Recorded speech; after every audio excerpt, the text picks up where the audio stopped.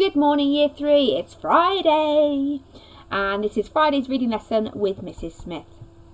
So we've been working on the Matthew's Dragon story for the week. We have done a variety of tasks, including predicting what you think is going to happen. We answered questions from the text. We retrieved information from the text. And we were looking at the characters' thoughts and feelings. So we worked quite a bit on inference this week and being able to understand the text, comprehend the text. Today we're going to read another part of the story. So our objective today is, can I read for a sustained period of time? We're going to read a few pages of the book. I'm going to read them aloud. If you'd like to mute me, that is perfectly fine, and read them yourself. Or alternatively, you read along with me as I'm reading the pages. And we're not quite finishing the story yet. We'll finish the story next week. We're going to look at Matthew's Dragon for a fortnight this time. So we're going to just move on the story into about 2/3 of the way through the story. We're reading it today in preparation to work on these pages next week.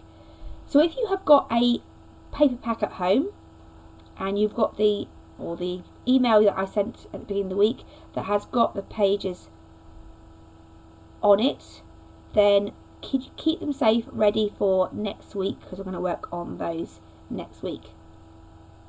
So let's go back to the story. The grass ended and they were facing a huge empty expanse of grey rocks, each one as big as Matthew's head. Matthew stared. It was the gravel path leading to his father's greenhouse. He started out across it, but he heard the dragon give a sudden loud shriek, a strange rusty sound like a hoot of a train, and a dragon wing knocked him sprawling back into the grass as a great black shape hurtled over their heads. Quick! The dragon pulled him to his feet and they ran, stumbling over the grey rocks. Quick, quick! Matthew tried to look over his shoulder, but the dragon pulled him sideways through a thin black gap between two towering white walls. The black cat chasing them, big as a horse, crashed into the door of the greenhouse and snarled with rage.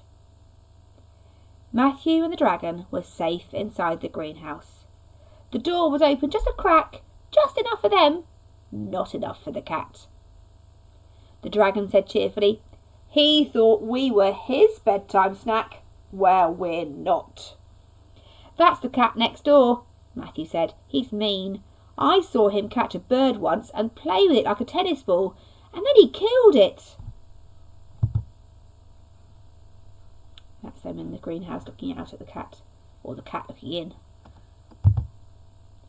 "Come on," the dragon said. He took hold of a strand of ivy dangling from the greenhouse shelf and began to climb up it. Matthew struggled up after him, and when he got to the top he found the dragon perched triumphantly on the edge of a large flower pot. The pot held one of Matthew's father's dwarf tomato plants, his pride and joy. He had grown 6 of them, all standing in a row and all covered with delicious little cherry tomatoes. "Snack time," said the dragon. He reached up a claw and picked a bright red cherry tomato, which to Matthew now seemed the size of a large grapefruit. "Excellent," said the dragon with his mouth full. "Full of vitamin C, good for the wings." Matthew had no wings, but he ate a tomato just to be friendly. The dragon ate 6. Then he sighed contentedly and burped. "Any sign of the cat?" he said. Matthew peered out at the moonlit garden.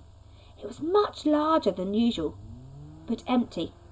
Nothing moved. "All clear," he said. I'm not eating the tomatoes. They climbed to the ground again and slipped cautiously out through the greenhouse door. Matthew breathed the cool night air. He smelled honeysuckle. But although Matthew couldn't see it, the cat was still there. Fat and greedy, light-footed and sly, it lurked on the edge of the greenhouse roof, watching, waiting.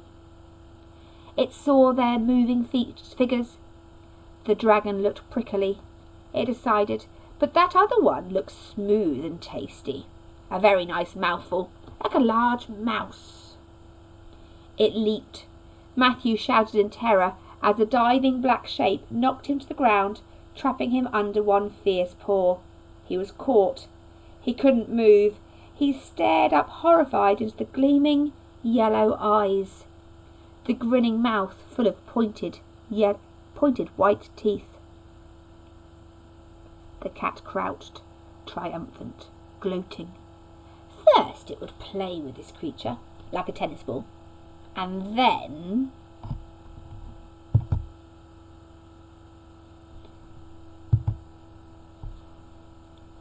knocked end over end by the cat's jump, the dragon turned a final somersault and landed on his feet. He stood still, watching the cat. His eyes began to glow red as cherry tomatoes, and he took a deep, deep breath, and he began to grow. He grew and he grew, as big as the cat, as big as the greenhouse, as big as the house. He towered over the garden. His great shape darkened the sky, blotted out the moon. He was so huge that neither Matthew nor the cat knew he was there. Lying terrified between the cat's paws, Matthew knew only that a great golden claw came down out of the sky, hooked itself into the belt of his pyjama pants, and lifted him upward. The cat arched its spine, hissing.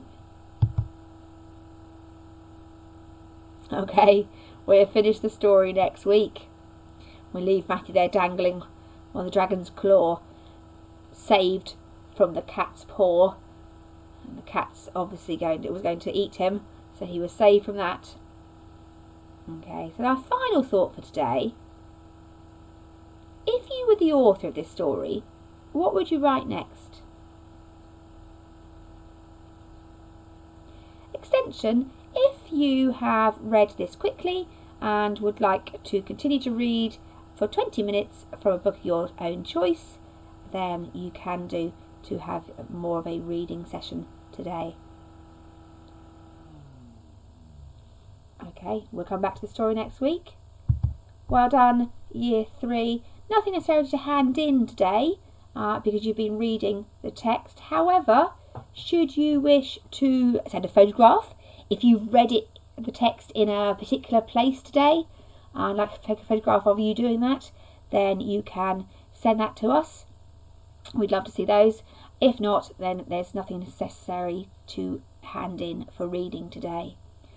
Well done everybody for this week's home learning. See you again next week.